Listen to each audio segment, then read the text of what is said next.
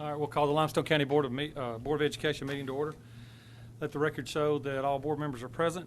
I'm going to lead us in a word of prayer, and Mr. Glaze is going to offer the Pledge of Allegiance. If you will, bow with me.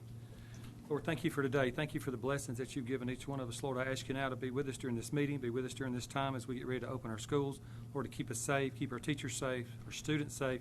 Lord, I just ask that the wisdom pour out on this group that's making these decisions that will open our schools safely and take care of our children. Lord, I ask all these things in Jesus' name. Amen. Pledge allegiance to the flag of the United States of America and to the republic for which it stands, one nation, under God, indivisible, with liberty and justice for all. All right, are there any additions or deletions to the agenda? Mr. Chairman, I need to abstain from 6A1. All right, Ms. Sherry, you got that? All right. Anybody else? Offer a motion to accept. All right, got a motion to accept. Need a second? Second. Have a motion to second. All those in favor? All right, we have an approved agenda. All right, Mr. Superintendent, the floor is yours. Thank you, Mr. Chair. Certainly appreciate everyone joining us tonight as we continue to talk about our reopening plan here in Limestone County. I know that there's a lot of information out there that comes to us each and every day, and we're certainly trying to make the best decisions possible to open schools both safely and securely for not only our students but also our faculty and staff.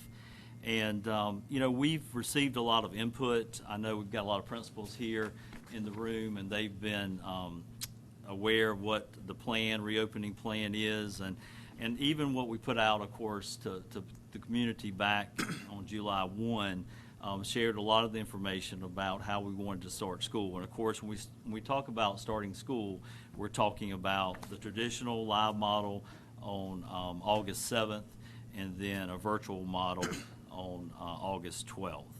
But we have received input, and we did go back, and I received a document from a group of physicians from Birmingham, which talked about, the importance of students going back to school, but the importance of also that to make sure that everyone's safe as they attend school as well.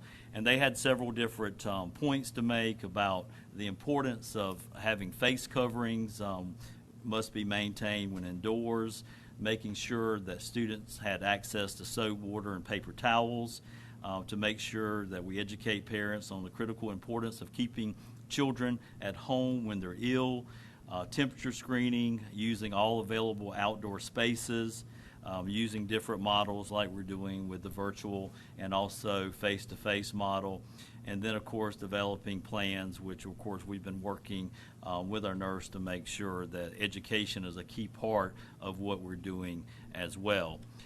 We also received some information recently from the CDC, which talks about the importance of students attending school, and it talks about providing the educational instruction, which we know so very important. And as we've said, we're going to do that virtually and also in a traditional model. Also, supporting the development of social and emotional skills.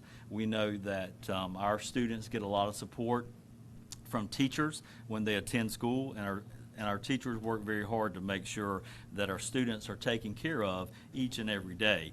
Also, of course, it creates a safe environment for learning, addresses nutritional needs, and also facilitates physical activity. They went on to say that, which I think this is something to pay very close attention to, that transmission among children in schools is low, may be low, is what the exact article says, and the rate of infection among younger school children and from students to teachers has been low, especially if you have certain precautions in place. And that's what we want to make sure that we have in place as a school system, making sure that we have the precautions in place so that we can have school safely and securely.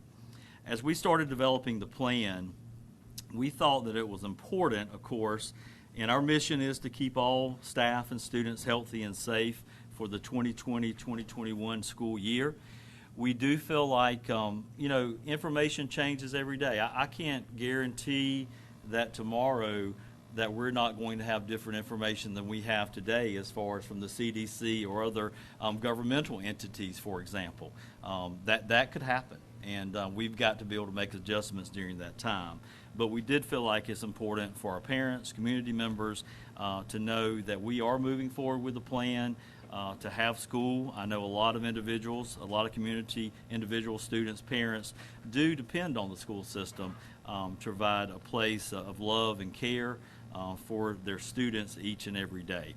But we wanted to, as we looked at this guidance and document as far as a plan to reopen, we really wanted to focus on the first 30 days of school, okay? Because we feel like if we can focus on the 30 days of school, first 30 days of school, have a successful reopening, that will be a great start. After that, we can reevaluate what we're doing, and we may have to tighten restrictions, we may can loosen restrictions at that point, but we want to get our kids back in the classroom and make sure that can happen these first 30 days of school, which would begin on August 7th and of course go through Labor Day. The next slide, of course, talks about changes to the breakfast lunch program due to COVID-19. Breakfast, lunch, meals will be served using grab-and-go option. I will tell you that schools will handle that differently. Some schools have more space in the lunchroom, so you may have a few more students in those lunchrooms. I know one principal is using the gym space to make sure they can have proper distance between students as they have lunch and so forth. But each school was developing their plan. Our lunchroom staff has worked very hard to make sure that we have the meals necessary to feed our kids both breakfast and lunch, and I think that's very important as we move forward. No outside visitors or family guests in school cafeterias, and we're talking about the first 30 days of school. We feel like that's very important to avoid any kind of contamination, someone coming in from the outside. We've talked about groups and keeping those groups at small numbers, and that's certainly our thought behind that process. Families are encouraged to use pay-pams to eliminate the handling of money, and we are recommending to the board that we waive that fee associated with that, so they won't have to pay the additional charge when they use their debit or credit card. And meals will be provided during another full system shutdown due to COVID-19. I know our lunchroom ladies work very hard during that shutdown to make sure meals were provided. If we do have another shutdown, I think that is something that's really important to our community, that we do provide those meals during the shutdown. The next page, what cleanliness measures will be in place during a regular school day? And we've got the Victory electrostatic sprayers will be used to sanitize schools and buses, and we've got those in place. We've got all the product we need to have those in place, so we're going to be cleaning the schools with those sprayers to disinfect them. We've got, of course, restrooms will be sanitized multiple times a day. Soap and sanitizer will be available in the bathroom and throughout the school buildings. Common areas and surfaces, handrails, doorknobs, etc. will be sanitized throughout the day, and air filters will be changed on a regular basis to protect air quality. We will have, of course, soap, sanitizer throughout the school buildings, and we also we talked about hand sanitizer. Nurse Perkins has ordered gallon containers of that to make sure we have that in stock, and she's also got some other dispensers that will be coming in as well, but we're good on the sanitizer and soap at this point. We do have spray bottles to provide our teachers, which we can put the same product that's in the Victory sprayers in those spray bottles, so they can also disinfect their classroom as well. And then, as we talked about, the Victory sprayers would be available at each school as well. Next page, what cleanliness measures will be in place during a regular school day? Classroom sanitation and cleaning will be a joint effort by the school custodial staff, classroom teachers, and other school personnel. LCS has purchased sanitation equipment, materials, sanitizer, soap, etc. to ensure proper sanitation of each local school. That was very important for us to make sure that we had product in place to make sure we could clean our schools and that students would be provided with sanitizer and soap.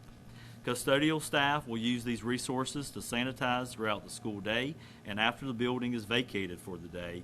And then classroom teachers will assist in cleaning their classrooms by sanitizing desks, counters, and materials. We talked about the spray bottles, and we would be asking them to help out in that measure, which most teachers I know always assist in cleaning their classrooms anyway. So I don't think that will be abnormal as far as what's done on a daily basis anyway. Next page, what preventative measures will be in place during a regular school day? Arrival and transitions between classes. Each school will determine how to eliminate students congregating as best fits their building. And that's very important, as we talked about with the lunchrooms. We've got a lot of different school facilities, different setups. It's very important for our principals to make those decisions as far as keeping kids from congregating in the halls, making sure, there's not certain, hot spots within the building where, classes change and there's a lot of students right there together. So that's very important.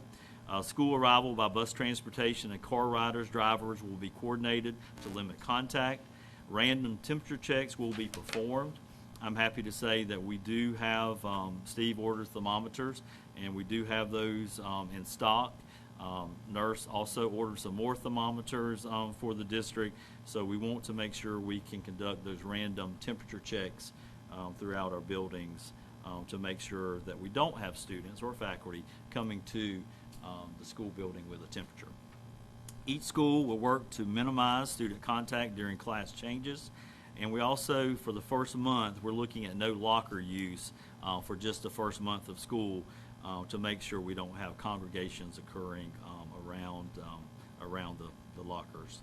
Classroom seating students will be socially distanced whenever feasible in forward-facing rows 6 feet apart. We know class sizes will be of different numbers. We know that we have, almost 2,000 students who have signed up for virtual school, so those students are out of the schools.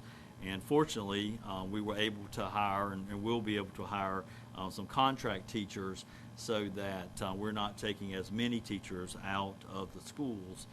So therefore, hopefully, those classroom sizes will be a little smaller, which will allow us to social distance a little more. All classes will have assigned seats to assist with contact tracing as well. The next page, what preventative measures will be in place during a regular school day? Mask guidance, and this is the latest information that we've received, and we've been receiving it as you have. Of course, the Governor Ivey has an order in place until Friday about wearing masks, but employees are required to wear a mask or other facial coverings within 6 feet of a student or staff member from a different household.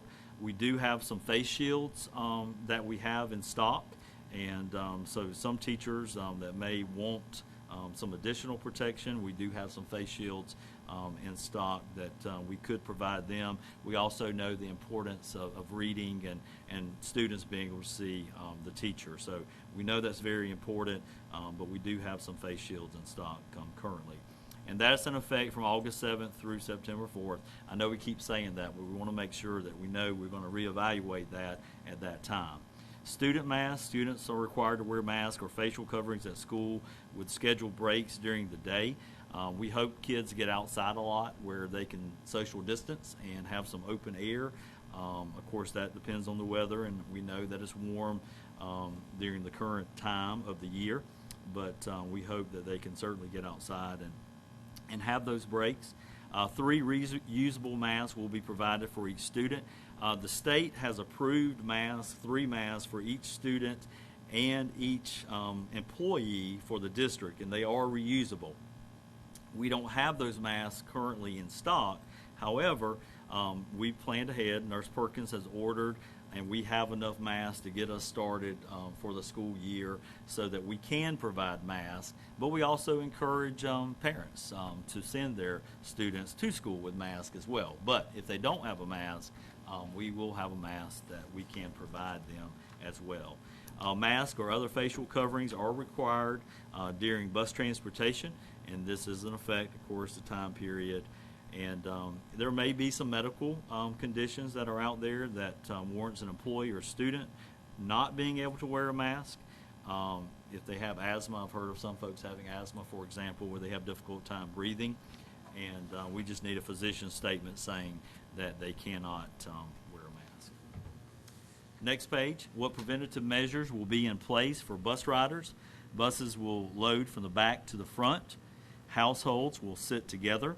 All buses will have assigned seats. Students will wear a mask.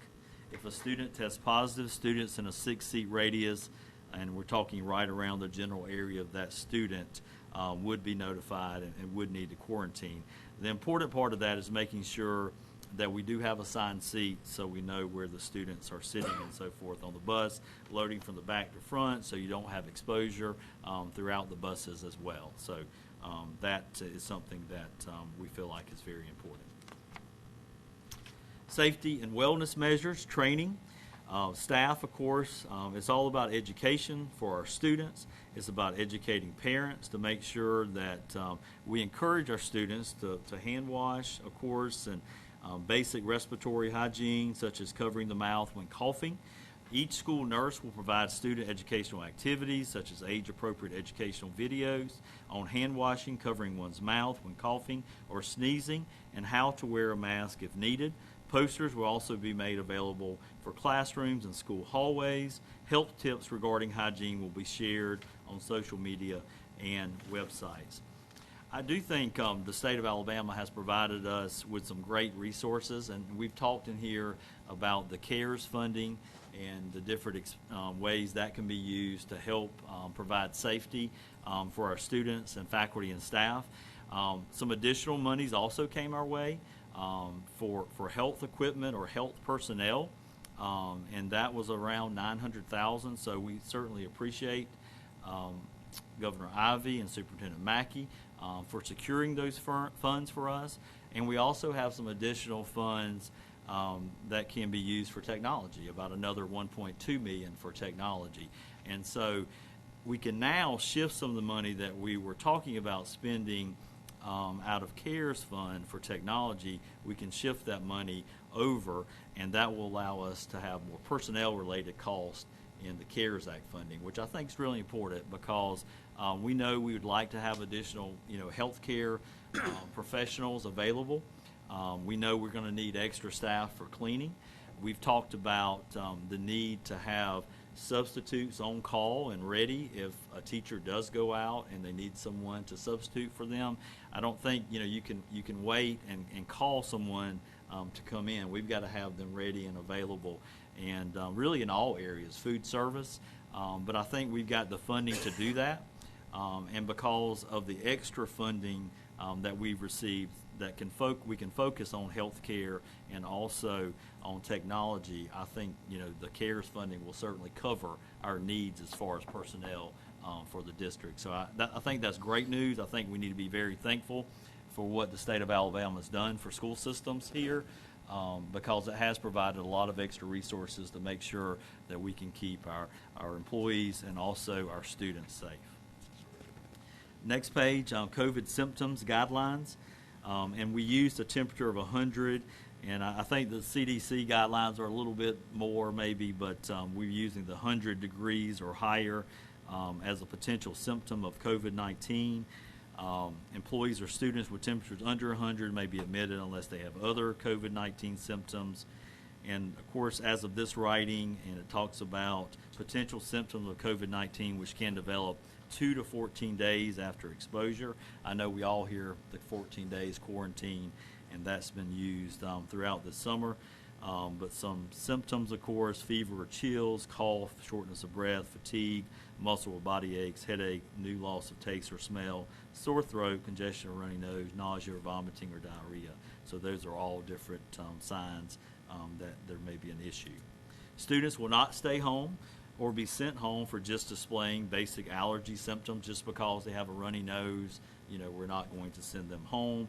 Of course, the nurses are going to be a key component in making some of those decisions and diagnosis. We have built different areas so we can have a well room and also a sick room for kids. So kids that are coming to take medication, they won't need to intermingle with other students who may be sick. So I think that's very important that we've been able to do that, and our principals and Steve have worked very hard to make sure that is in place. Field trip guidance. No field trips during the first 9 weeks. We will reevaluate the situation for the second 9 weeks and beyond as we see how the health crisis progresses. No out-of-state field trips. We have had a couple requests about, long field trips to New York or somewhere. We just don't feel like we need to commit to taking those trips at this point. At the end of the first semester, we can certainly revisit that, which I know, there's some fundraising tied to some of those trips, but I feel like we don't need to commit, sign up, and then have to go back and cancel later. No field trips with the exception of mandatory extracurricular competitions such as athletics, band, and state competitions. We don't know with some of our groups like AG, for example, that might have trips they need, competitions they need. Not sure of the status of those yet, and like I said, a lot of that changes each and every day, but certainly we wanted to have that opportunity for other groups that may have competitions throughout the state if they needed to attend those events. The elementary schools instruction, and of course, the instructional model we have currently, we have the traditional instruction model, which we talked about. We've got about 6,300 students that are currently signed up for the traditional instructional model, and we have the virtual instructional model. We've got about 2,000 students signed up for that, approximately 2,000. It's not exact, but approximately that. So that's where we stand at this point. We did, of course, close the virtual option on the 10th of July, and I think we need to reconsider that because we have had some parents issue concerns about health conditions, and we also had some parents issue concerns about not being able to get on the website and apply.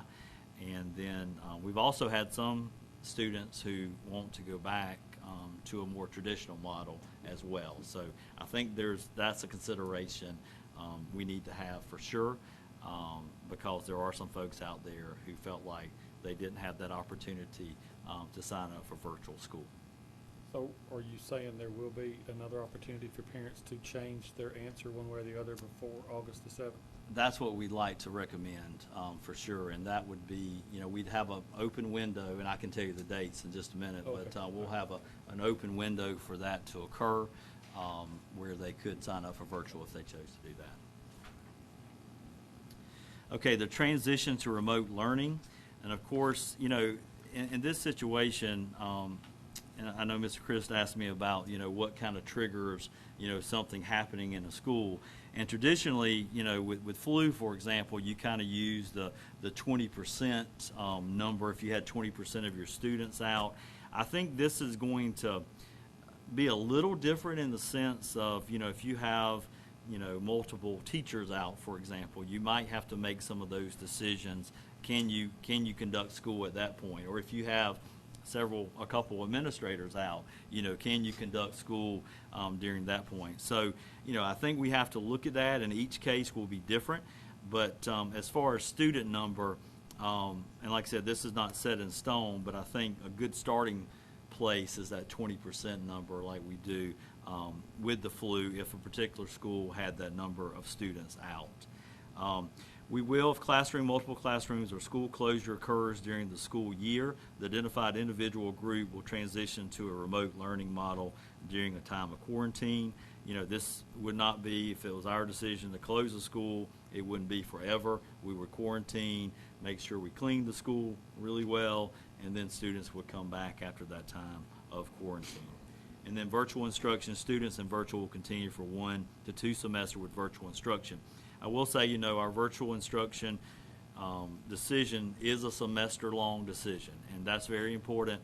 A lot of planning went into making sure that we had teachers, the contract teachers that are being recommended, so we have to make plans for that. And so it's very important we focus on, if you do sign up for virtual, that you will be there for a semester-long period.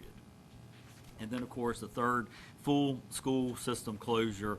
And, of course, we're just going to continue. If you did have closure, much like we had last year, the traditional instruction folks would continue teaching their classes. We do think we'll be certainly better prepared than we were last spring. I do think rigor is going to increase with virtual school this year, but we continue having school if a shutdown did occur. And I think that's important for everyone to remember. School's not going to stop if something does happen, and we have to exit that traditional model. Secondary schools instruction. This face-to-face instruction for students who have chosen traditional school attendance, they will receive business as usual classroom instruction, which I think is very important. I know a lot of our teachers and students are ready to get back to that business as usual classroom instruction taking place in the classroom, provided that it can be taken care of safely. All classroom teachers will incorporate Google Classroom into a business as usual. The district expectation is for students to complete one assignment per week during the first month of school in Google Classroom to increase the familiarity with using it in the event of another shutdown. I think that's very important. Our teachers have received training in the past on Google Classroom. One of the concerns we heard during the shutdown was that there were different platforms and parents really wanted, one platform of instruction. And so I think it's important that we move forward with Google Classroom, and I think it's important that our teachers practice a little bit with Google Classroom. And I know there'll be some additional training opportunities probably throughout the year to make sure they're versed in Google Classroom. If students are absent due to a quarantine, teachers will use Google Classroom to assist in keeping students engaged in rigorous and relevant activities. Virtual students who elected to attend school virtually will be taught and managed through selected virtual school teachers using Edgenuity. I think Dr. Moody is very well equipped to handle that program. I'm impressed, with her every time I talk to her. She has things organized, getting things organized, and getting those students ready to go virtually. So thankful for the job that she does there. Students had to commit to virtual school for at least one semester. As I mentioned, these students may participate in athletics and school activities if they provide their own transportation. And students in grades 11 and 12, and we talked to Vince about this as far as, on a case-by-case basis, we couldn't overload the classes at the technical college, at the technical center, but we wanted to make sure that they did have that opportunity if there was a need there. And so they've been working with students on making sure that could happen. Next slide, in the event of another shutdown, secondary students who elected to attend virtual school will continue their virtual school program with no changes. Secondary students who elected to come to school for face-to-face instruction will transition into remote learning with their regular teachers using Google Classroom and Schools PLP. All teachers will provide instruction remotely using Google Classroom and Schools PLP. Students who need devices will be given devices. Options will be explored on providing students internet access. Because of the additional technology money, of course, we have a lot of devices already, but we have more coming that will be Chromebooks and so forth that are coming that will be provided to students for virtual options that they may have. Secondary teachers will continue to teach their classes using face-to-face instruction, using Google Meet and Google Classroom, providing remediation, practice, and enrichment using textbook, teacher-made, and other available online resources. Dr. Strauss? Yes, sir. You mentioned a couple times if they've enrolled into virtual that they don't have an option to come back until after the first semester. Are we making any kind of preparation for if we go back and go to taking teachers or whatever from the classrooms, the classroom sizes, or if we have an incident somewhere where we have an outbreak and not enough for us to warrant a shutdown, is there an opportunity for someone to enroll into virtual after the enrollment period is closed? Well, because we're making plans, we're not planning on opening it back up after this next initial window of opening it up for virtual. So that's not the plan. But I will say that after the first semester, if we have 1,000 students go back to traditional school, then certainly we'll have to look at personnel at that time. And some of those virtual teachers, it would make sense, I believe, to move some of those virtual teachers back at that time if that does take place. I'm kind of more talking of going the other way. Not, I mean, maybe we will, and if everything goes well, I think we probably will. But if everything doesn't, then I think when people start to, if they're really concerned about their health and welfare, then they're gonna want an option, and they're gonna either take their kids out of our system to enroll virtually somewhere else. Does that make sense? Right, you're talking about after the first semester, you may have I'm some, talking about after the He's first like week. October. Okay. I'm talking about if they go back and they say, well, all our classrooms have 30 people in them, you know, we were thinking about virtual, now we've got to do something because we're not going to send our kid into that environment, then what are we doing to plan for if more people want to go into virtual? You know, health and safety is going to be, if they're virtual to start, then I understand why we would tell them to stay there. But because they're safe and they're all those things, the reason they selected that, even if they don't really like the platform or the education or whatever they're getting, then they can come back and that's reasonable. But if they come back and they perceive it to be unhealthy in some way, shape, or form, then I think it would be wise of us to have at least an option to be able to say, because they're just gonna pull them out and go somewhere else if that's what they have to do to be safe. right. And I think after this second round of opening it back up, I think the difficult part is going to be able to provide the staffing that we would need if we did open it back up and allowed additional folks to come in. I don't want to lose one student that we have in the district either. But, you know, there's a lot of planning taking place to make this happen, you know, with our couple thousand that are virtual now, and then we'll get some more by opening this back up, and we've got to make sure that we can handle those students that do sign up for virtual instruction.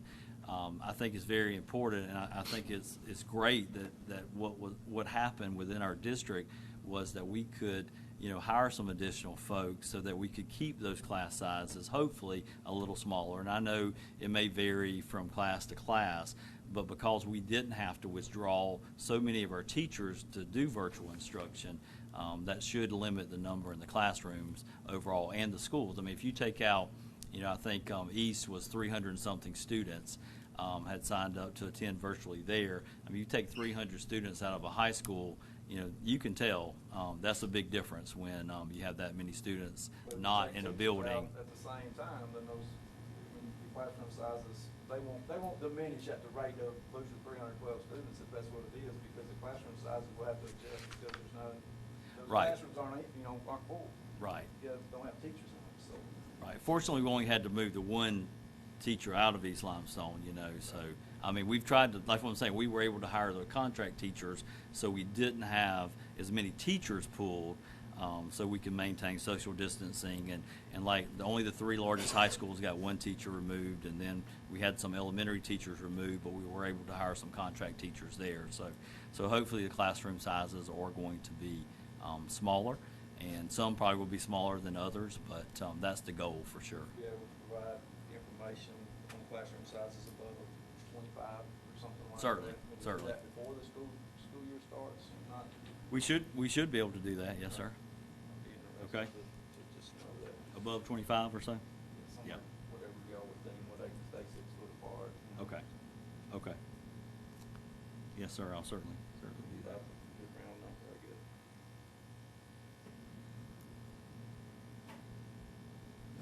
Okay. Next slide, we talked about communication, just different various ways to find out information on the district. COVID-19 procedures, which I think is very important, and as far as, you know, what happens, you know, if an elementary student, the first one, receives a positive COVID-19 diagnosis, exposure would be outside of school. Report this to the school administration and isolate for 10 days from the positive test date, and must be fever-free for 24 hours, and that's according to the latest guidelines, and symptoms have improved, must provide a medical excuse before returning to school, and testing strategy of 2 negative results 24 hours apart is not required. So that would be if an elementary student, you know, was exposed to someone outside of school, it's indirect exposure to other people in school, so they wouldn't have to quarantine, but that student would need to quarantine in that situation. An elementary student is exposed to COVID-19 outside of school, has not exposed classmates. The student is asked to self-quarantine for 14 calendar days from the date of exposure and will not be allowed in school during that time. Students will work remotely using a district-issued device with makeup work from the classroom teacher through Google Classroom. Next, an elementary student exposes the class to COVID-19. And I think it's important to note the close contact rule, which is that 6 feet, 15 minutes. You want to try to determine if they were that close for that long. And there may be some students in the class, for example, that were not exposed. And I think you'll have to do an analysis of how many students in the classroom were exposed. Does the whole class need to shut down in that situation, or can it just be 3 students around a particular area? And so that's very important. All staff and students identified as having close contact will be sent home and asked to quarantine as per the ADPH guidelines of 14 days. Closer contact distance could be longer and time shorter depending on the exposure level and setting. The ADPH will contact them for further guidance. We will rely on the health department and guidance from the state health department as well. The next slide talks about elementary teacher procedures. If then an elementary teacher is exposed to COVID-19 outside of the school, family member, for example, has a positive diagnosis, the teacher's had direct contact with that person, so he or she needs to stay home for 14 calendar days. After last contact with a person testing positive for COVID-19, we'll need to request further guidance from ADPH, and her class has had indirect contact and continued to come to school. And as I talked about, that's the need where you've got to have subs ready to go in case a teacher does go out for having exposure there. That's really important to have that in place. An elementary teacher tests positive for COVID-19 but hasn't been around students. Report this to school administration, isolate for 10 days from the positive test date, and must be fever-free for 24 hours and symptoms have improved. An elementary teacher tests positive and has been around students, and of course we're interested in the close contact, which will follow that based on what students have been in close contact with the teacher. Secondary student receives a positive COVID-19 diagnosis, exposure outside of school. And of course, we know about the isolation there. A secondary student is exposed to COVID-19 outside of school. The student is asked to self-quarantine for 14 calendar days from the date of exposure. Will not be able to attend school at that time. The next category talks about close contact, and if the student does expose classmates, what needs to occur with those students. Secondary teacher, very similar to what we talked about.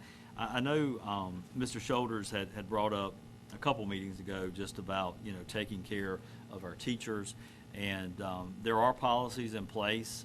If someone does have COVID and there's a 10-day sick leave that's granted to employees for that, and then if it's additional days after that, they of course could use sick leave that they have accumulated, and in certain cases they may be family medical leave may be available for them to rely on as well. And of course the system, which I think is a great procedure to have in place, there's also a sick leave bank in this system that if someone's ill and they meet the criteria, they could rely on the sick leave bank as well, which I think that's important to help take care of our employees as well. Special services and populations. Special education, I believe we talked today, there's about 300 special ed students that are virtual. And so special ed students who have chosen traditional school attendance, they will receive their services as written in their IEP. Special education teachers will incorporate Google Classroom into their daily instructional routine with all students with IEPs to promote the use of Google Classroom. If students are absent due to quarantine, special education teachers will use Google Classroom, Google Meet, and at times phone conversations to provide accommodations, modifications, and services based on their IEP. This includes related services such as speech, OT, and PT. And then 504, students with a 504 plan will continue to receive their accommodations based on their plan as well. With virtual instruction, special education, and 504, students with an IEP who elected to attend school virtually will receive services based on their IEP. An IEP meeting will be held to develop a distance learning plan, which will be included in the IEP. The services will be provided through Google Classroom or live sessions in Google Meet, and at times through phone conversations in order to address the needs on the IEP distance learning plan. And if needed, students with IEPs will receive a device for virtual instruction. And of course, students with a 504 plan will continue to receive their accommodations based on their plan. And then there's information about face-to-face instruction for English learners.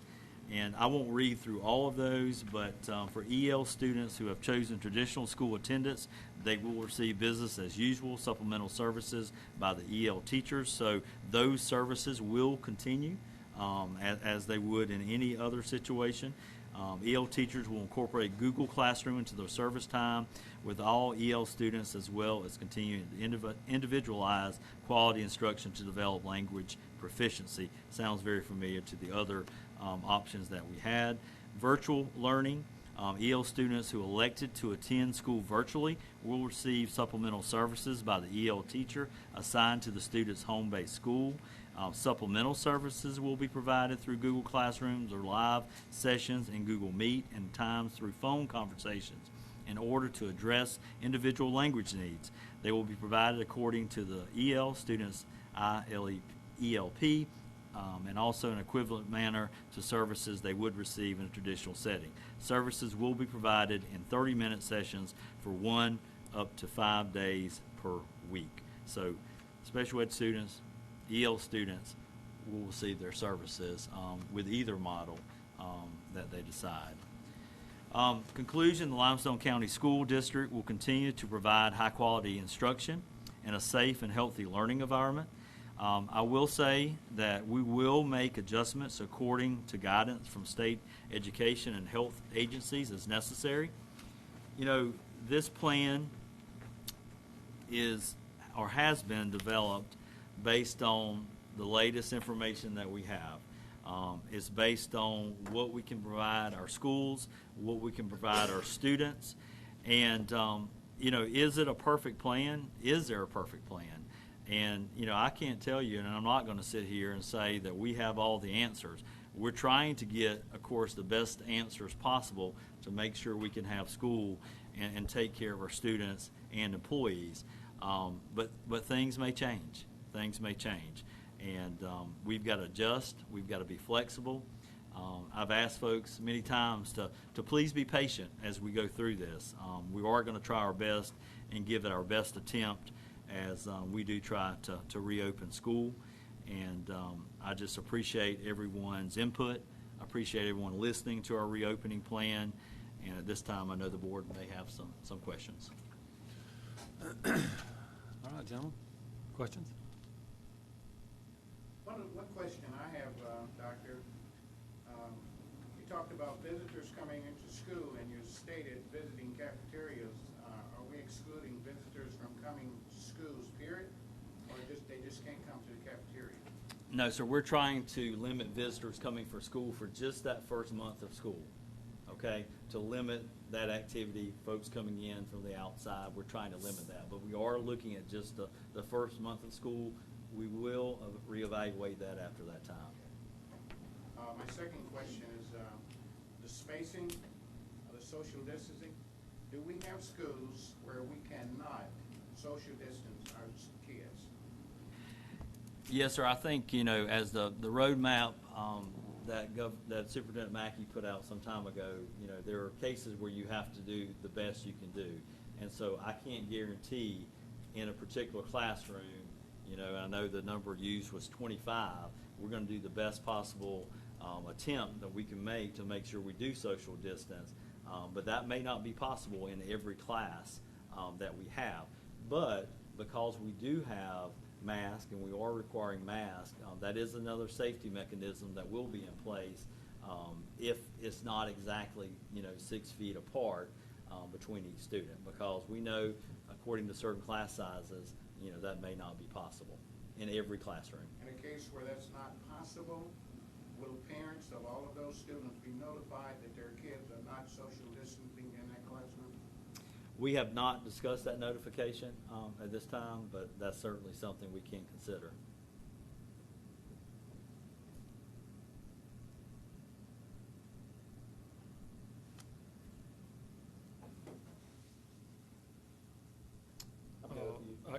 I've got a couple of questions.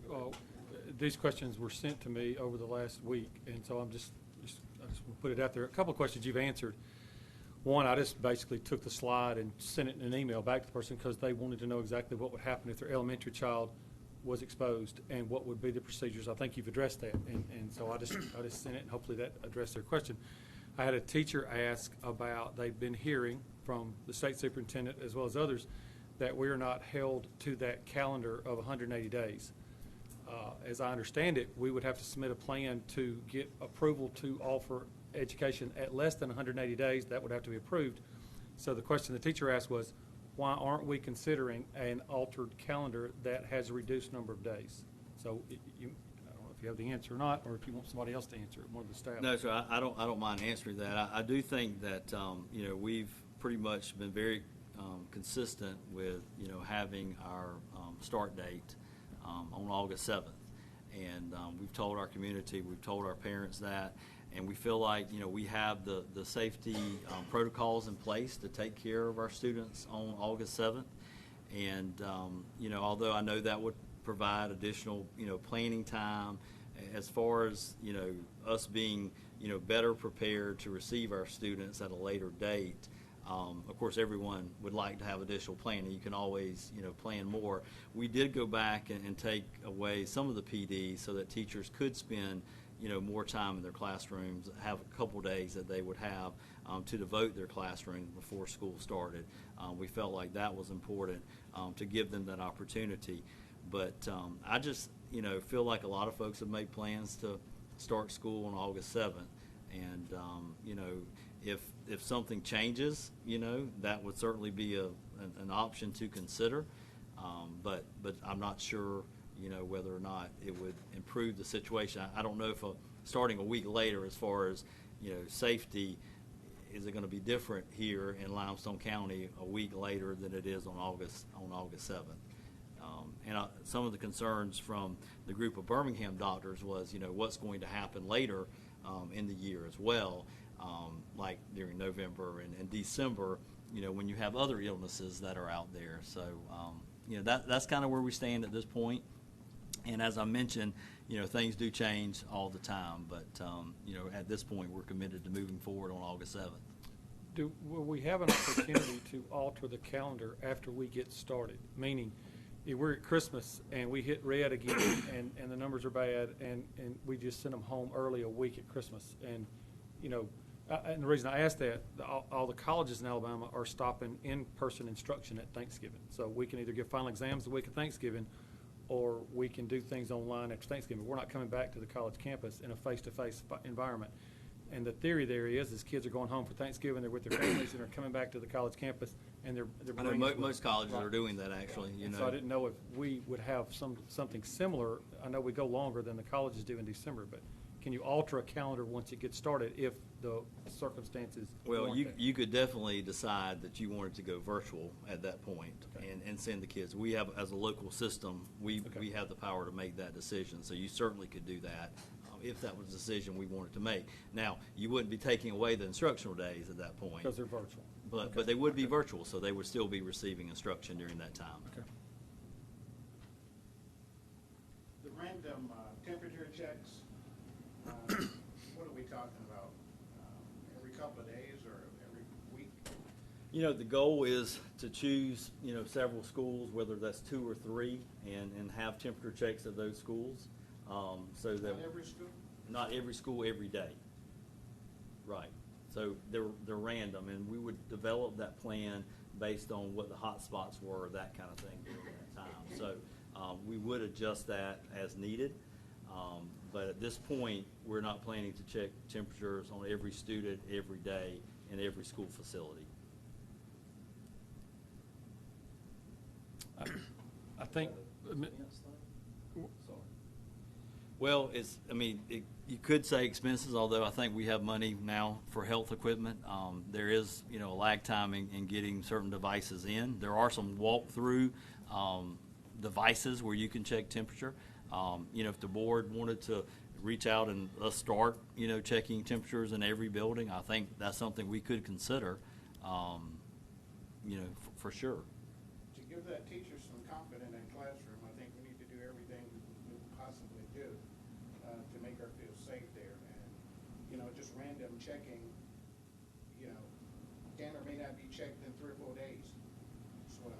Right, right. How would I that think be we kind of look at, transformed? and I don't disagree, but I think we also need to look at what even our healthcare facilities are doing. Healthcare facilities aren't checking everybody's temp before they get there. They're expecting employees to do a self-check. They ask themselves the questions, and they check their temperature. And that's what we should do as a board, is tell these parents that you should check your kid's temp in the morning. You should make sure he doesn't have these symptoms. And so there's got to be some responsibility of a parent not sending a child to school who they load them up with Tylenol and send them in, and then by noon, they've got a temp again. So we, hopefully that won't happen, but I think there is some responsibility, that they would do that. There's a lot of places now that aren't necessarily just checking temps. My fear of checking temps is, are we going to let the kids come into the building, go sit in class, then check everybody's temp?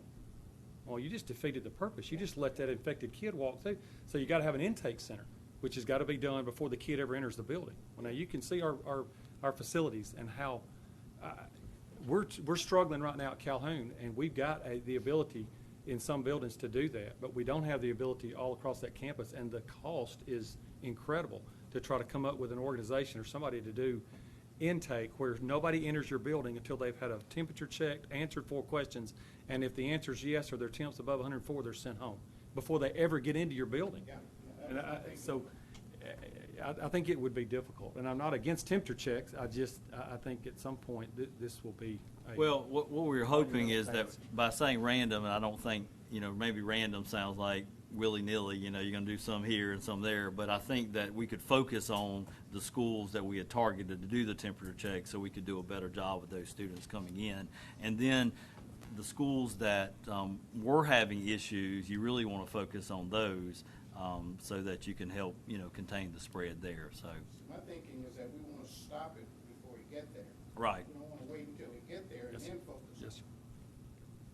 Right, and that's that, the parent education piece and making sure we get that information out. I know we've got a lot of nurse brought up, has a lot of signs to put up that tells folks what they need to do, and on the bus is key as well, to make sure that if there are they're exhibiting signs and they are on the bus, that the school's notified. And I mean there's lots of steps that I think we can do to make sure kids don't come to school sick. I have a question kind of Yes, along that line. If we have a school that has a large number of sick students, let's say in a high school setting, and there are other students that are in that same school that go to the Career Tech Center, so they could potentially be transmitting it there. So how are we going to handle that situation? Well, I mean, you've got to look at what the rules are. You've got to look at social distancing. Did they violate the close contact rule? And it'll have to be handled on a case-by-case basis. Now, you would like to keep kids, and I don't think there's room at the Career Tech Center to make sure everyone, based on the size of the class, is 6 feet apart. But I think it's very important for teachers, to remember that, to space them as much as possible, and to remember, not have a group setting that lasts longer than 15 minutes, to lower that number and make sure kids are separated. And just, once again, it's not a perfect answer, but I think we just got to do the best we can to make sure that we do take care of our students. And I know the Career Tech Center is a little different because you do have kids coming in from 6 different schools, if you count Athens, another school system. Okay, and another question I had was with outside agencies, organizations that use our facilities periodically, what requirement, if they're in the teacher's classroom, what requirement are we going to have on them to do additional cleaning or to ensure that they are doing the cleaning? And I know this is going to be a tough one, but that first month, we're limiting outside groups from coming in. Okay, and I know that's tough, and we want to get everything started after Labor Day, but I feel like we've got to be tough on that, keeping outside groups from coming into the school. And but I'm talking about if they're renting the facilities. Well, I'm even talking about that if it's an inside type situation, because the extra time we would spend cleaning, I mean, we've got to make sure it's clean and ready to go for school the next day. And I know that's a tough call, but I feel like that's something we've got to definitely stick to, But that'll be reevaluated, right? Right, exactly. We're looking at the September 4th, first we're month. looking at it, and then we'll go another 30 or 60 days. Right? So Exactly. It's Yeah. not permanent. It's Yeah. just. I have a couple of questions myself. We're asking everybody to step up and do extra choosing to pay some of those people to do extra, but we're not choosing to pay some. My question is, we're asked tonight to approve several nurses that are doing some extra things. But here we're asking the classroom teachers, they're there to teach. But we're asking them to also spend extra time cleaning their classrooms. I personally have a problem picking and choosing who you're going to pay extra duties and not pay extra duties. Well, and I think, when we're talking about extra duties, or we're talking about, these are extra days, extra time. It's not time that they're, paid to work. And so, with this situation, with us making sure we have enough safety equipment in place, we feel like we really need, for example, our nurses to step up and really, make sure we've got everything we need as far as masks and soap and other health equipment. And so, it's not them getting paid extra for the same days that they're working. This would be additional time for them to receive that pay. My next question is extracurricular activities. How are we going to, if a student from another school comes in contact with our students, how is that going to be handled? Along with that line, at our sporting events and all these extracurricular activities, are parents going to be required to wear the mask and social distance? Are the concession stands going to be open? All that? There's a lot. Those questions have not been answered. Rusty and I have talked briefly about that. We know we need to make some decisions. First football game, is that the first sporting event?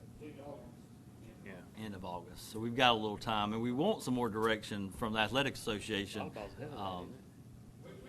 were told today that we would receive more direction, hopefully by Friday, on possible percentage of modified crowds and how to have a concession stand and stuff like that. So we're expecting more guidance on Friday.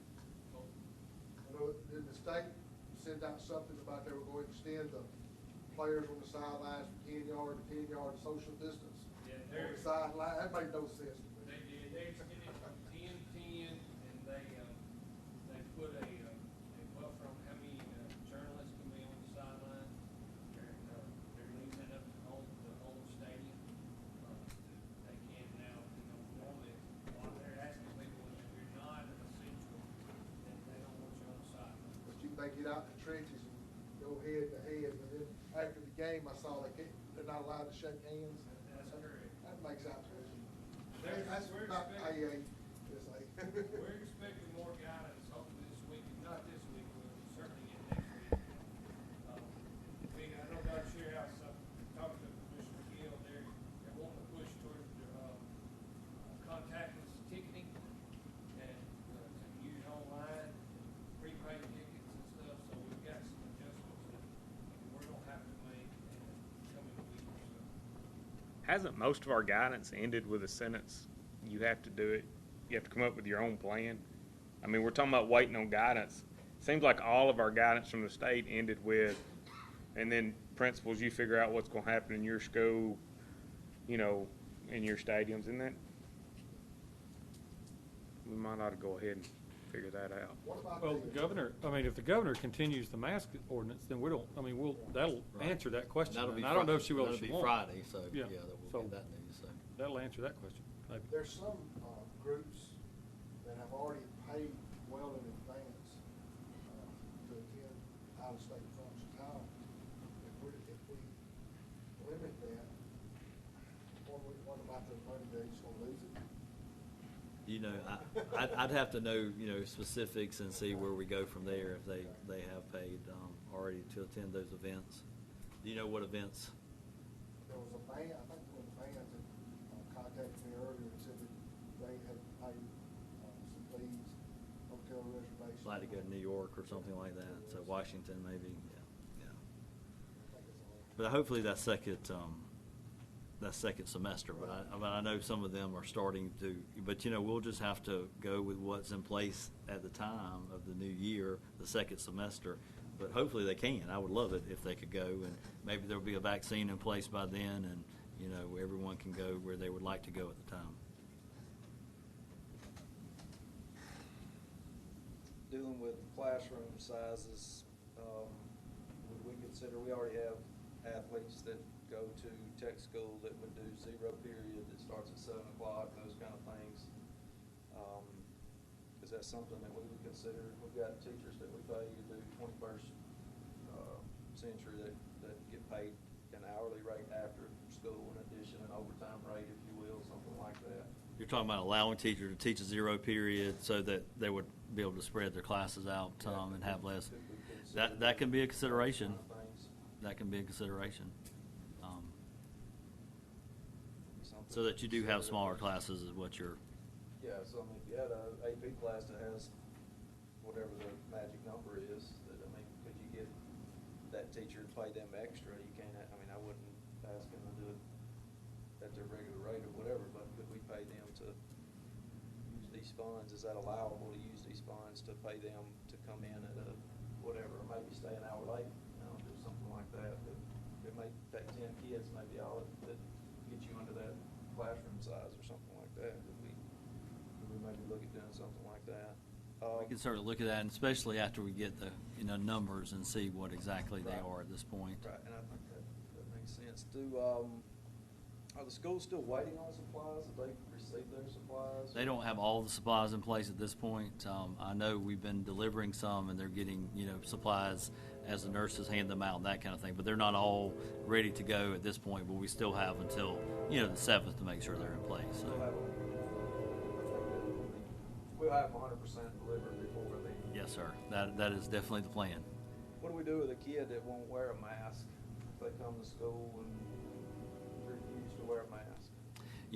I think if that's the mandate that we have in place and they don't have a doctor's note, you have to treat it like a discipline issue, insubordination. That's all you can do, go through the steps, and hopefully they'll understand. I know some folks don't like wearing masks. I don't like wearing masks all the time. But the latest information we have is to help slow the spread. Masks are really important, and I think we have to heed that advice as we start back school. So this will be something that'll be looked at down the road. It won't seem important at the beginning, but it probably will be down the line. Are the absences counted as, how are they counted? Are they eligible toward semester tests, not, or? I think you've got to look at that in particular situations where it's a COVID-type situation. You, of course, don't want to do away with your attendance policy in general, but I think if it's something to do with COVID, I think you're going to have to take that into account. Are any kind of divisions part of these supplies? Well, you finished Ed, I'm sorry. Like plexiglass divisions. We have It's been not made clear to me that small groups very important in elementary school. We have not ordered those. We, of course, have the face mask, and we've got the shields, which we think the shields would provide an extra layer of protection, if the teacher wanted to wear the shield. And I think they also suggest they wear the mask along with that. But we don't have the dividers at this point. We are providing each school with some CARES Act funding that they will make some choices on some items that they may want to purchase for their teachers. Would that increase the number of it? If you have a divider, then the social distancing is no longer needed, right? The 6 feet if there's a division between you and the next student. So would that be a way of fixing what Ed was talking about when you have too many in one class? Yeah, but I think you still have the students, they would have to divide. You're talking about having a divider between each student as well? Well, I've seen lots of, they look like do-it-yourself kind of things, but they get emailed to me pretty regular. Right. Can you build this is usually under it. Yeah, capitalism at its best, for sure. Yeah, There's lots of absolutely. items out there, for sure. But, like I said, we haven't purchased those, but that could certainly be an option. Seems like that would add to the number of students you could safely have in a classroom if you were at some capacity. What about teachers that don't use their own money to buy supplies to deal with this? If they kept receipts, will they be reimbursed or how? You know, I know there's some, paperwork issues with some of that and making sure we can account for that. But what I would say, and there may be particular situations we can look at that per teacher, but I will say moving forward, their principals are going to have some funds available for that. And they need to approach their principal to let them know what they purchase. So the principal can move forward, get the items purchased, and then provide that to the teacher. I think that's really important that we do give the money directly to the schools, so they have, that pot of money to make some of those local decisions based on what they feel is necessary in their individual schools. Thank you, Mr. Glaze. I was going to ask the same question, Ms. Hubbard. I was going to direct it towards you. Are there some extenuating circumstances being allowed in an audit situation where we might refund a teacher who didn't have a receipt but could document through a memo of what they had spent, and plus we had the device, whether it be a divider or whatever, and we could help give that teacher their money back within a limitation? Because I understand we may have people coming back with all kind of crazy things. So I think teachers have gone out. I don't think I know that teachers have gone out and they've started trying to create an atmosphere in their classroom that they feel is safe. They weren't told to do that, but our teachers are pretty creative, and they knew they were coming back and teaching. They want these kids back. So I don't want to just let people take advantage and just spend money crazy, but I would like to be able, if it's possible, and within an audit. I don't want to get us in an audit situation, but is the CARES Act and some of this, this is an unusual event. This is unusual, and I've made several calls to the State Department, and we've talked about bid law, and talking about everything that goes around. My auditor has been there, auditing my books this week. She's been there for a while now, but today was really her last day. I've got an email that came down from the Alabama Department of Examiners, from their legal counsel, that tells us that everything that was in place before is still in place now, as far as bid law. And the only thing they slacked up on us with is the advertising part of bids. So the tracking of money, the purchase orders, the receipts, and everything is still going to have to be in place just like it was before. Now, will they lighten up later on and let us go back? Maybe, but so far they have not. All right, let me ask you this. Is it, and I hadn't asked anybody else this, so I'm asking this publicly, okay? So the board members may not agree with this, and if you don't, that's fine. I'm not asking for a vote. I'm throwing an idea out there. Would it be possible for us to come up with a separate allocation to all the teachers as supplies, even if it's a small amount, that we just allocated to those teachers that would be considered supply money? If you took that as board action, you could do that. Okay. I think we're premature on doing any of those things. Well, no, I didn't. I just asked, could we? I can understand why somebody would go out now because they're worried about a Yep. run later on, right? When we go back to school and there is no hand sanitizer, then I'm not going to have Whether any. there's So. already or not, I'm trying to order, trying to secure, like we said, to order Chromebooks. You might call today, get your estimate, and they tell you they have X number of Chromebooks. Right. Well, by the time you decide, are we going to buy this new Chromebook, we're going to get the signature, we're going to get the authorization of the day, requisition. By the time you call back, it could be 3 hours later, they're gone. Well, I got 20 webcams been back ordered for 2 months. So I mean, Well, I think it's critical so it's. that as a district that we would provide what we already have. So I can understand why if I was going to be in that environment, I think I'm going to need all these masks. I'm at Home Depot, I'm going to grab these masks. But we may have 1 million extra masks Right. that, so I think communicating what we have to the people that are going to be needing to buy something would be the critical juncture of where we're at right now. Because as soon as we go back, then everybody's going to want those items. Well, I know North Park, they've worked hard, and Allison, and they've secured, we have masks, we have hand sanitizer, so they have worked hard to get all that in place, to be able to supply the needs of the teachers and the Right. students. So if a teacher is bought, so that's what I'm saying, I think we're premature, that if we've got 5-gallon buckets of hand sanitizer at every single door within the school, and they went out and bought hand sanitizer, then they shouldn't have bought hand sanitizer, that seems cruel, but but we have to communicate as a system to them what we have, so they will know what to buy if they want to buy it. Maybe we can't get our hands on wipes or whatever it is, that we don't have those, and if you want wipes, buy wipes, but, what makes sense for us to reimburse them for buying hand sanitizer if we're gonna have surplus? I don't disagree. it's not hand sanitizer. They can use they can use hand sanitizer at home. They're scared of how they're going to teach, what it's going to look like. So they're buying stuff so they can. The ones I know are buying stuff so they can teach the same way they've been teaching, small groups or clear masks so they can watch their chin go up and down and count syllables and things such as that. You know, instead of saying we're gonna give so much money, like per teacher, and that may cross the line saying per teacher, you give so much, just like we're giving to school. Maybe when we send out like janitorial supply money, we just increase that janitorial supply money, and then that can be shared with the teachers. So you have to take a direct action to go against any kind of laws that we're just gonna pass this out to the teachers, because they get their eyes money and their facial instruction, that kind of money. So it'd probably be better suited to send it out as janitorial supply money, something like that. Just throwing the idea out there. You throw one bad idea out there, next thing you know, we get some good ideas coming, so, All right, good. All right, any other questions about the? I was just going to say, sir, go ahead. with the CARES Act funding, a couple things. Like, for example, it's about $18 per student. So, in East Limestone High School, it would be about $22,000, okay? Where a smaller school, like Piney Chapel, would be about $3,300 based on their student count.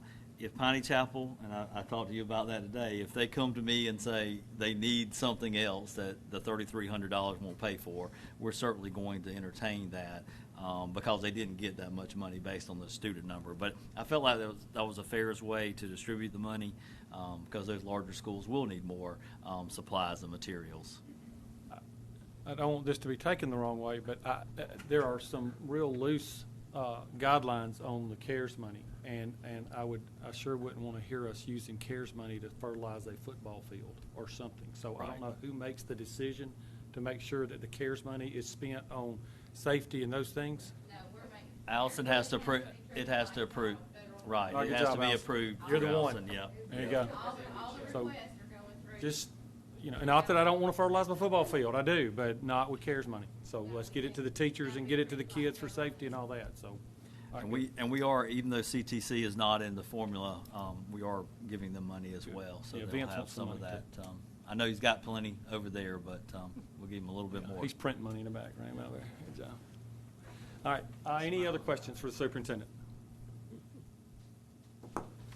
Thank you. Oh, All right, one more thing. I did want to talk about the timeline on opening up the virtual. Oh, yeah. Yep. Good. Just want to, of course, tonight, board meeting reopening plan.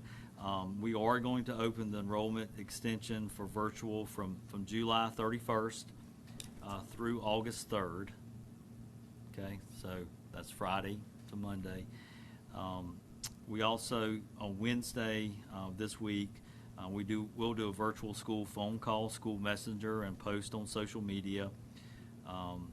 We will have a return to tradition enrollment form, so if someone wants to come back that signed up for virtual, they can come back, and vice versa.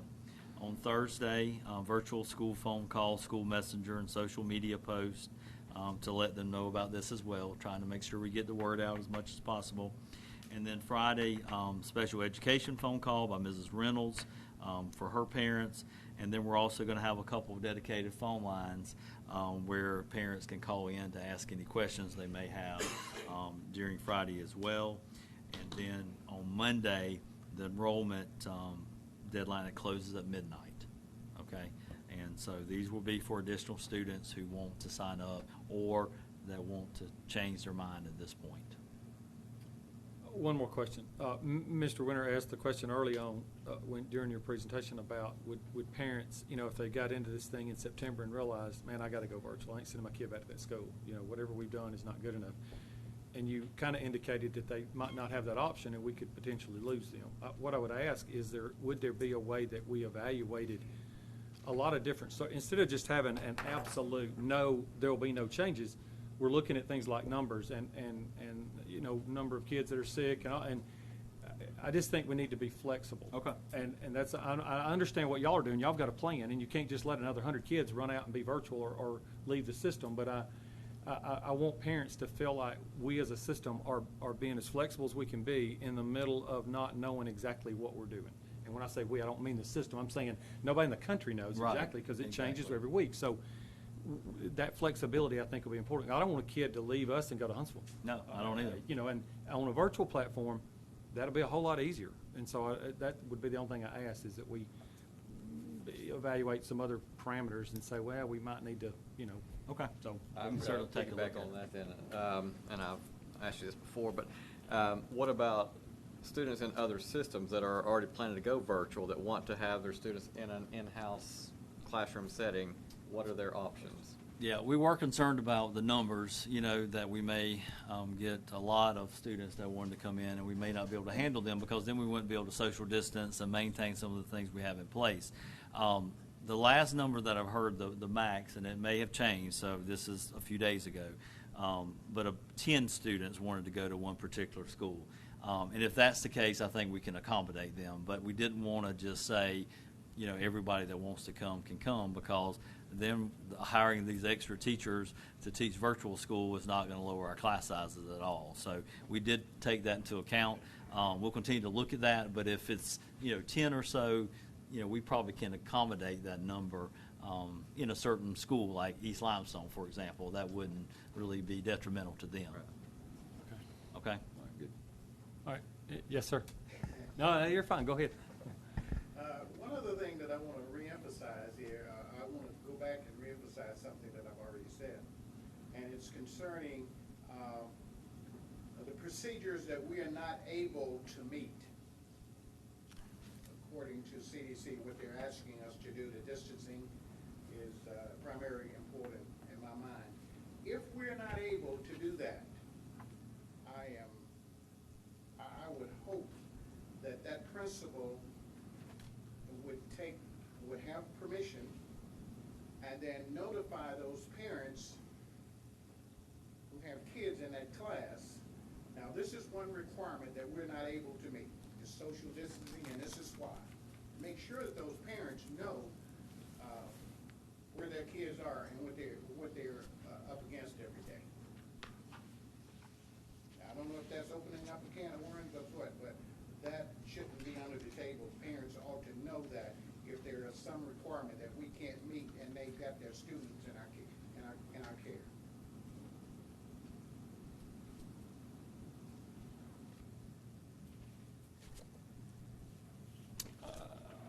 Any other questions? All right. I was trying to look it up real quick, Ms. Shoulders, but I can't get to it. We need to move on, so we will, because there's a lot of guidelines out there from the CDC.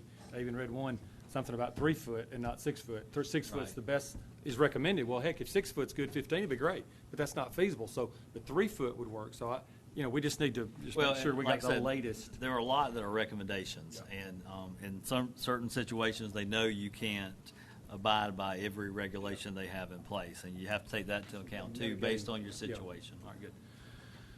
Okay, no other questions. All right, we've got a consent agenda. Can I get a motion to approve the consent? The price increase?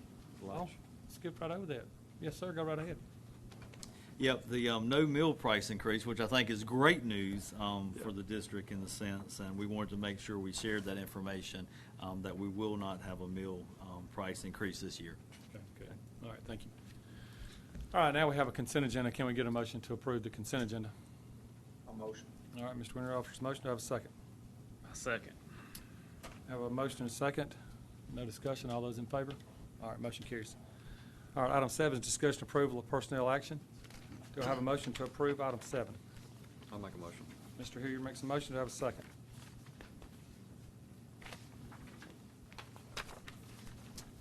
I'll second. All right, Mr. Winter offers a second. Do I have any discussion or questions? Yes, I have. Go ahead, sir. Item I-9.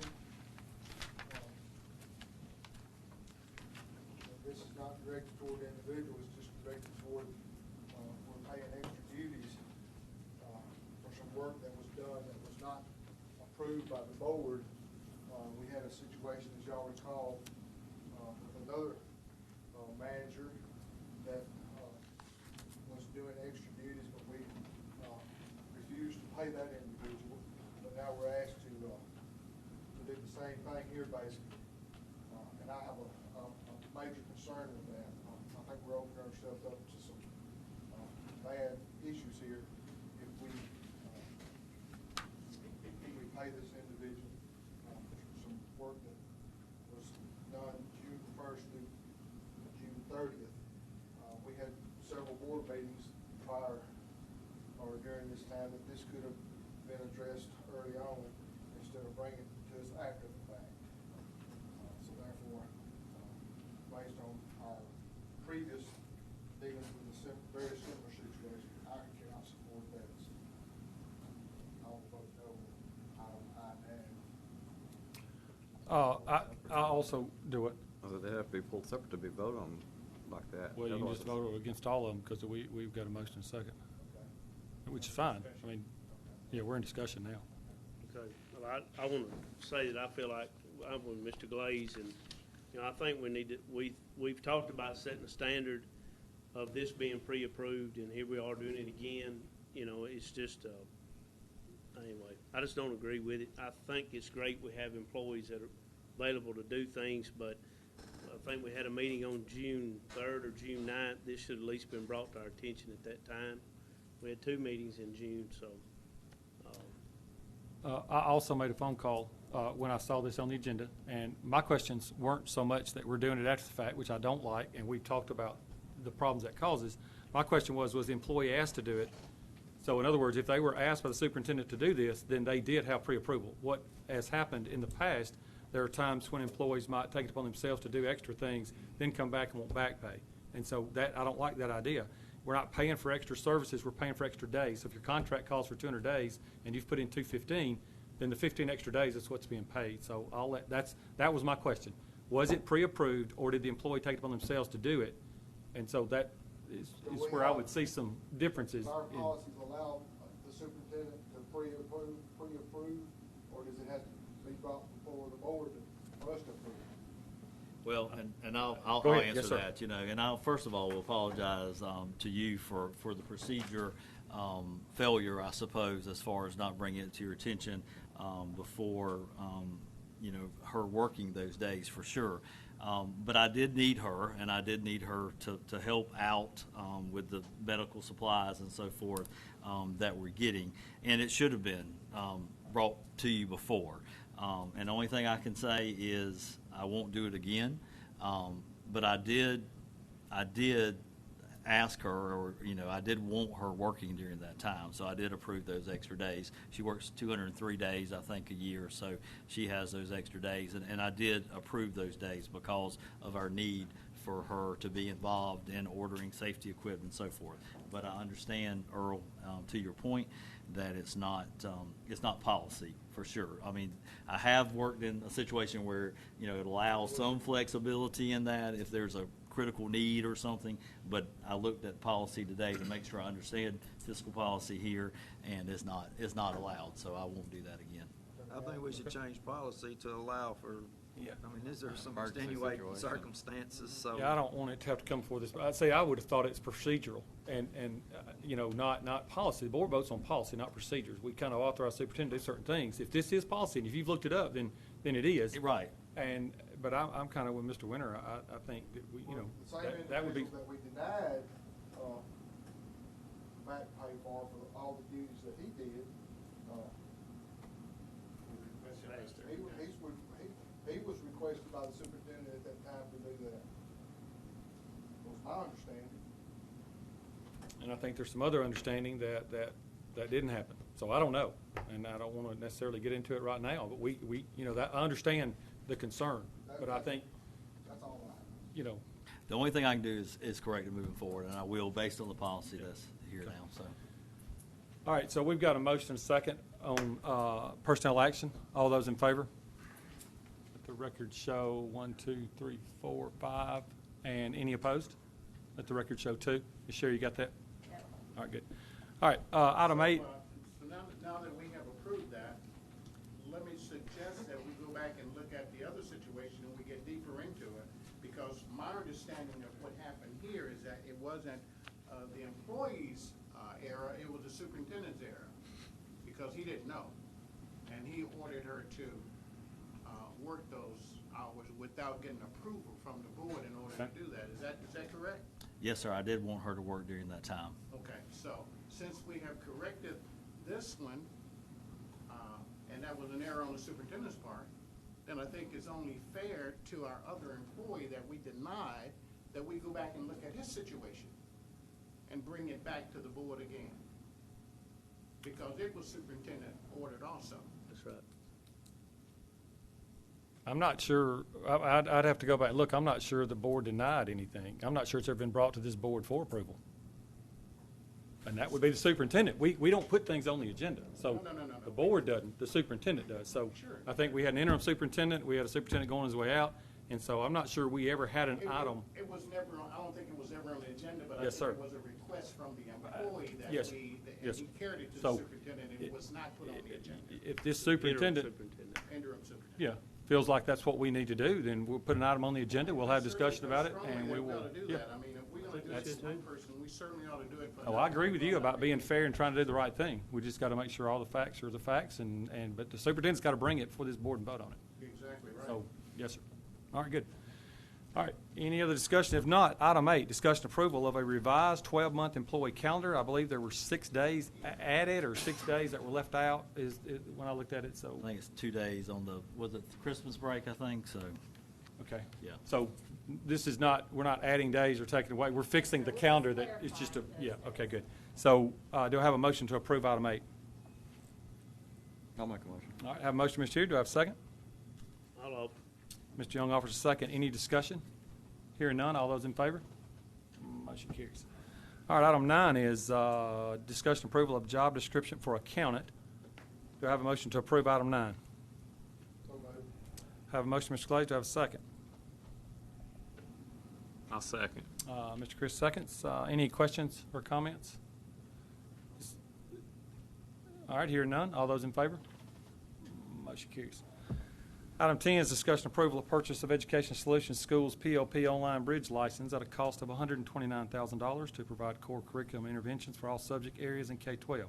This curriculum will supplement face-to-face instruction in K-12 and will meet all virtual instruction needs for K-5. It is a CARES Act funding source. Do I have a motion to approve item 10? I'll offer. Mr. Chris offers a motion. Do I have a second? I'll second. All right, Mr. Young offers a second. Any discussion? All right, hearing none. All those in favor? All right, motion carries. Item 11 is discussion approval of waiving the $1.95 per transaction fee for parents' uses of PayPam's online meal payment system. The Limestone County Board will encumber each payment fee through December 2020 using CARES Act funding. This will be at a rate of 4.6% per transaction. The arrangement will be reevaluated to go forward after December 2020. Do I have a motion to approve item 11? I'll make a motion. Mr. Glaze makes a motion. Do I have a second? A second. Mr. Shoulders offers a second. Any discussion? Is it $1.95 per transaction or 4.6% per transaction?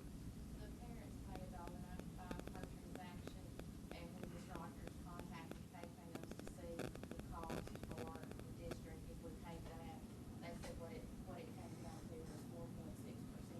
So say we collected $50,000 in 1 month, we pay about $10,000 in fee to cover it for that. Okay. All right, we have a question answered. Yeah, I'm good. All right, we have a motion second. All those in favor? All right, item carries. Item 12 is discussion approval of job description for virtual counselor clerk. Do I have a motion to approve item 12? I'll make a motion. Have a motion, and do I have a second? I'll second. Have a second, Mr. Young. Any questions? There's been some discussion today regarding this and the previously approved elementary virtual coordinator, and I think we've worked out that both of those were approved by AEA, or at least AEA was made aware, is what I was told by Mr. Tribble. So, What I was told on this board, that she had talked, she had sent this to, Right. Think- to Miss, I just lost my, Miss Jamar. okay, all right, good. So these job descriptions are being approved and have been approved before the job was voted on tonight. So, so we have any other discussions? Hearing none, all those in favor? All right, motion carries. All right, item 13 needs no motion. We're adjourned. Thank you.